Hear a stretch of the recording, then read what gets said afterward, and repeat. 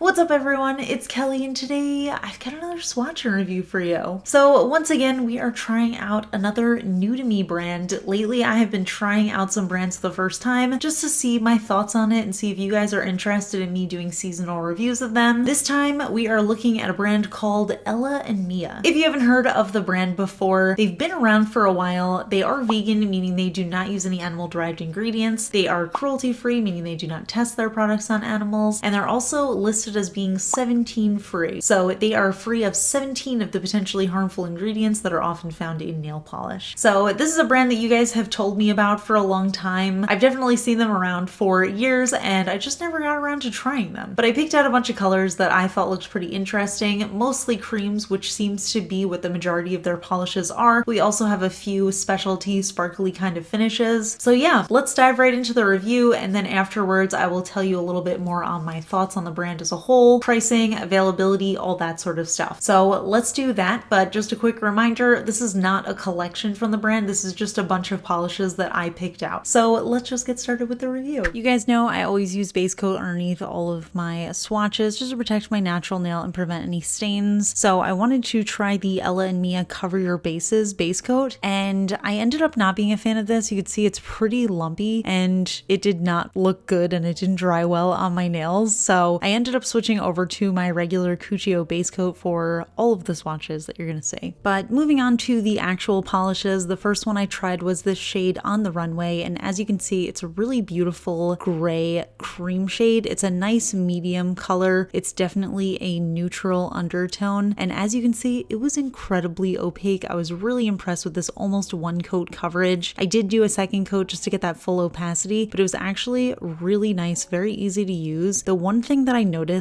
about the brand right off the bat is that it wasn't very self-leveling, so you can still see like a tiny bit of lines of where I was painting, but I think that top coat will smooth that out really quickly, so I wasn't too concerned. It wasn't difficult to use. It reminded me a little bit of Zoya in terms of self-levelingness. Next up, I tried the shade Stonehearted, and this is a very, very light beige cream shade, and again, just really impressive opacity here, and this one did not feel chalky at all, which I was very impressed by. Shades that are this light, that almost white kind of color, tend to be either three coaters or they're very chalky on me, and this one ended up being very buttery and smooth, but it was also opaque in two coats, which I thought was very impressive. Of course, I do have short nails, so sometimes I can get away with doing less coats and it looks fine, but I think this one has a really nice formula. Next up, we have the shade Till Forever, and this one is a nice dusty rose kind of color, and I don't know, there was just something about this color that caught my eye. I know it's a very basic shade, but I've just been wanting to wear these closer to neutral colors recently, and this one was a really great pick.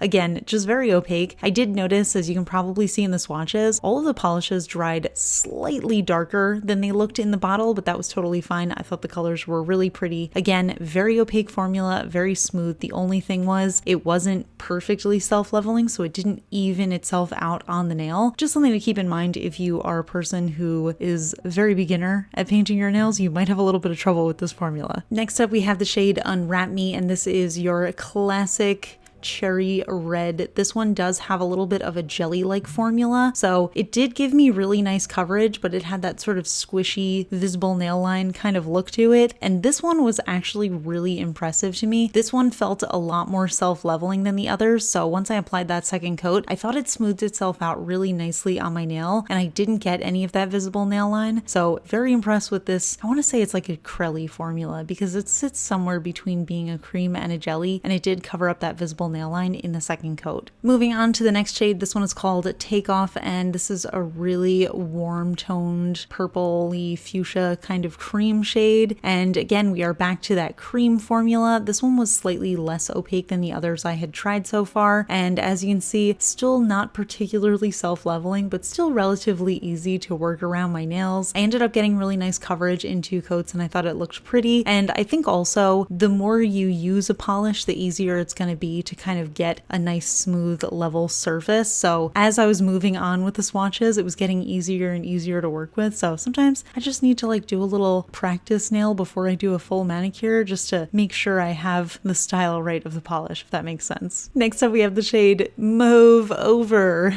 and this one is a really beautiful dusty purplish gray cream shade. This one was so beautiful. I absolutely love this color. I love how opaque it is. It was one coat full coverage on my nails, and by this point I had the formula down, so I was able to smooth it out really nicely. You can see it's a little bit lighter in the bottle than it dries on the nails, but I actually prefer that dried color. I thought it just looked so beautiful. I think this and the gray were just such standout colors for me. I know not everybody loves the creams. Don't worry, we're moving on to the specialty finishes soon, but I just think this one in particular is stunning. Oh my gosh, I am actually mortified. This is hilarious. So I just noticed that this color, Late Night Tart, I originally wrote Late Night Fart. I just edited it out, but you will see it at the end with the screenshot. I could technically change that if I wanted to, but I just think it's hilarious.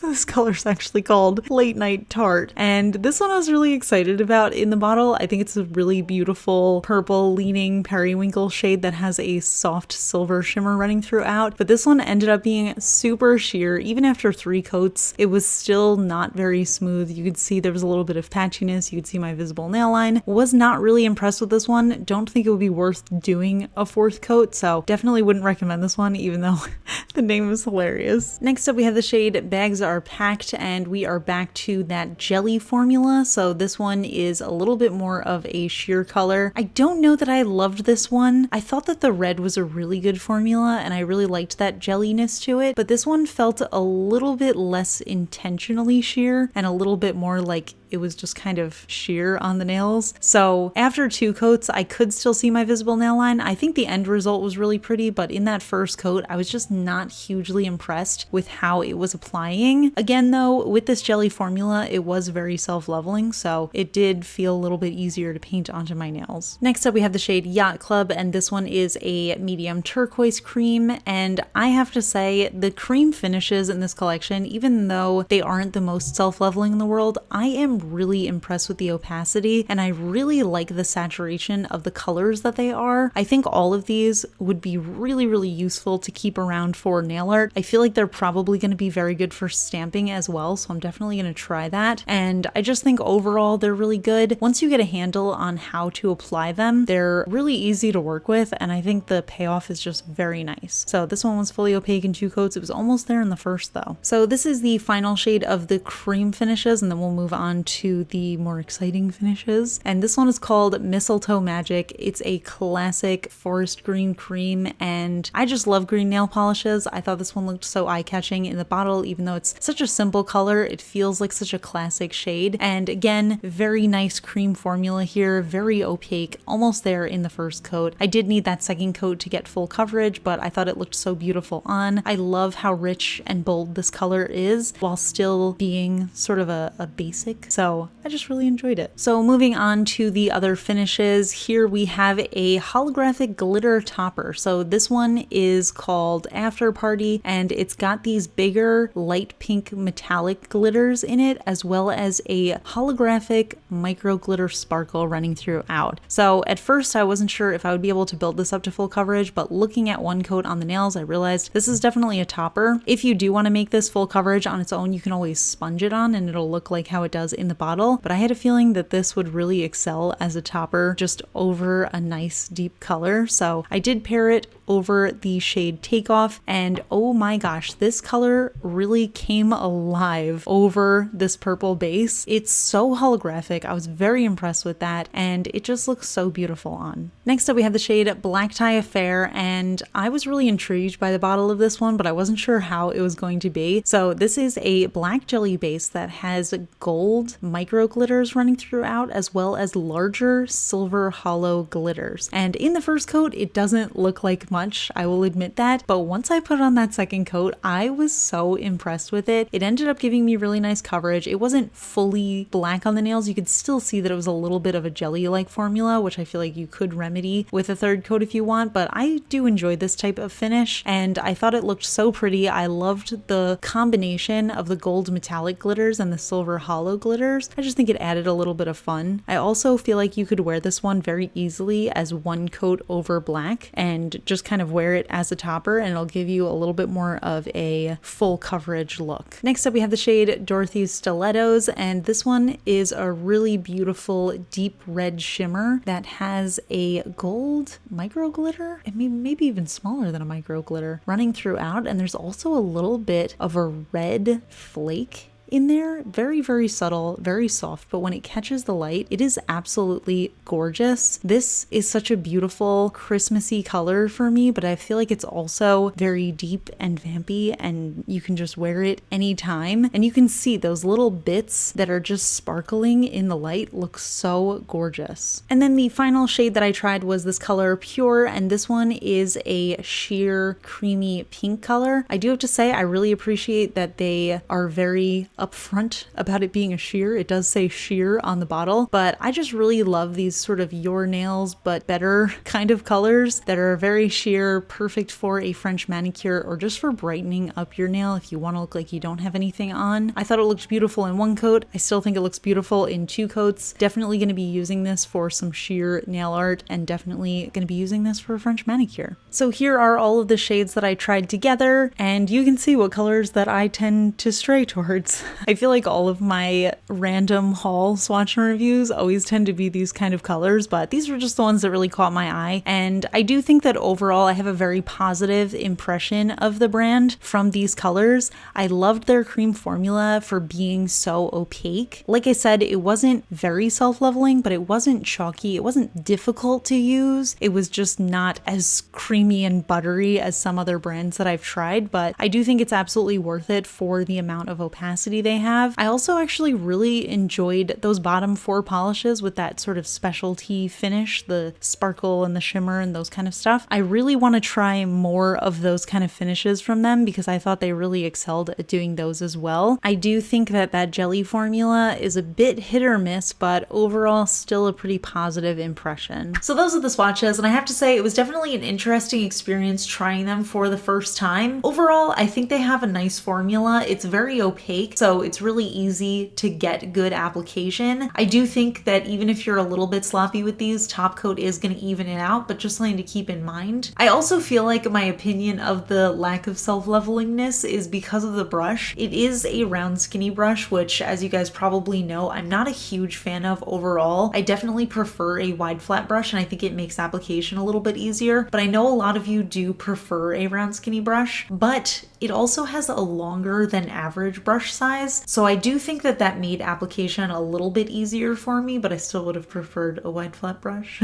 I do have to say I'm not a fan of the base coat. The one that I tried was called Cover Your Bases, and I felt like that one was just not at all self-leveling. I tried it a few times and I just found that wearing polishes over it made them look a little bit lumpier. So I definitely don't recommend the base coat, but I do want to check and see if they have any other base coats. This one might be a ridge filling base coat, and I tend to not like those as much because I don't really have ridges in my nails, so I can get away with using a thinner base. I do think that the bottles are very cute though. I like the square shape. They're a little bit bigger than the square bottles that I have, so they look like they're bigger than Essie, even though there's actually a little bit less polish in them. But I just feel like that little logo with the elephant is very cute. So I got my polishes from a retailer called Beyond Polish. They also have a bunch of other brands, so I'm gonna link them down in the description. And they're the Ella Mila polishes, retail for $10.50 USD for a 13.3 milliliter bottle. I also do have a discount code. You can use the code KELLI to get 10% off your order there. So again, I'll just leave all that information in the description. And of course, they do have a bunch of other colors. These are just the ones that I thought looked cute, so I wanted to try them out. But if you guys are interested in seeing me do any seasonal reviews of these, or if you want to see me do just another big haul kind of review where I just pick out some more random colors, definitely let me know. I am curious to hear what you guys think of the brand, if you've tried them before, if there's any particular polishes that you love by them, or if you don't recommend them at all, let me know in the comments. If you enjoy my swatch and review videos, please give this one a thumbs up. It lets me know I'm doing a good job. And if you're not already subscribed to my channel, please consider subscribing. I put out new videos every Tuesday, Friday, and Sunday. Huge shout out to my Cosmic Admirals on Patreon, Amanda M, Braxton Scott, and Rocket Man's daughter. I really appreciate your support, and I'll see you guys in my next video.